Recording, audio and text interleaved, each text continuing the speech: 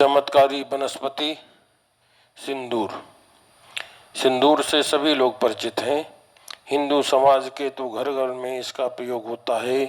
महिलाएं इसे सौभाग्य अर्थात सुहाग, पति की जीवित अवस्था का प्रतीक मानकर माथे और सिर पर मांग में धारण करती हैं।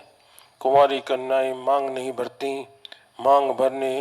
मांग में सिंदूर लगाने का अधिकारी केवल विवाहिता स्त्री सधवा को होता है। वैधव्य की स्थिति में पति से वंचित होने के साथ साथ वो पति के इस गौरवशाली चिन्ह सिंदूर धारण, मांग भरना तथा बिंदी लगाना से भी वंचित हो जाती है। किंतु सिंदूर को महिलाओं के लिए सौभाग्य चिन्ह होने के अतिरिक्त अन्य कारणों से भी महत्व प्राप्त है। विभिन्न पूजा प्रसंगों में भी सिंदूर प्रयुक्त होता है। लगभग सभी देवी देवताओं पर यह अर्पित किया जाता है।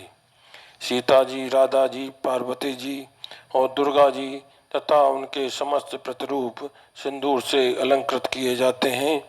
गणेश जी और हनुमान जी को भी सिंदूर अर्पित किया जाता है। सिंदूर दो प्रकार का होता है, लाल और पीला। महिलाओं द्वारा प्रायः लाल सिंदूर ही प्रयोग किया जाता है, परंतु पूजन विधान में पीले सिंदूर को विशेष महत्व प्राप्त है। सिंदूर विष भी है और अमृत भी।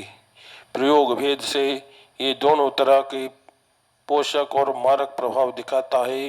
अब ये बात अलग है कि प्रयोग किए जाने वाला सिंदूर असली है या नकली। नकली सिंदूर का प्रभाव आशा के प्रतिकूल भी हो सकता है, वो चाहे तंत्र से संबंधित हो चाहे आयुर्वेद से। श्रृंगार के लिए भी शुद्ध सिंदूर ही ठीक रहता है। मिलावटी चीजें बाद में हानिकारक हो जाती हैं। सिंदूर से अनेक प्रकार के घाव पूरक मरहम बनाए जाते हैं। बंदर, कुत्ता जैसे जानवरों के काट लेने पर घाव भरने के लिए सिंदूर का प्रयोग किया जाता है।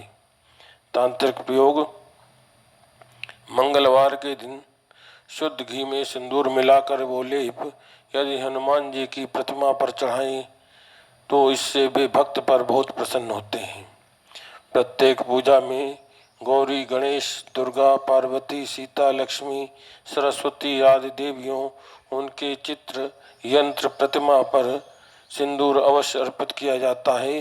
ध्यान रहे कि देवी प्रतिमा पर श्वेत चंदन का लेप वर्जित है। इन्हें केवल सिंदूर ही चढ़ाना चाहिए। कहीं कहीं प्रयोग भेद से दुर्गा जी तथा उनके प्रतिरूपों पर लाल चंदन का लेप अर्पित करने का विधान है। सिंदूर धनदायक भी होता है। हत्ता जोड़ी पर सिंदूर चढ़ाकर पूजा करने से वो समृद्धि और सम्मोहन प्रदान करती है। सियार सिंगी पर चढ़ाया गया सिंदूर भी वशीकरण और सम्मोहन का प्रभाव उत्पन्न करता है। हनुमान जी की प्रतिमा पर चढ़ा हुआ सिंदूर माथे पर टीका के रूप में लगाने से ओज एवं तेज की वृद्धि होती है। गौरी अर्थात पार्वती की प्रतिमा पर चढ़ाए गए सिंदूर को धारण करने वाली स्त्रियां सौभाग्य संपन्न होती हैं। उसे वे पार्वती जी का प्रसाद मानकर उनकी कृपा की आकांक्षा रखती हैं।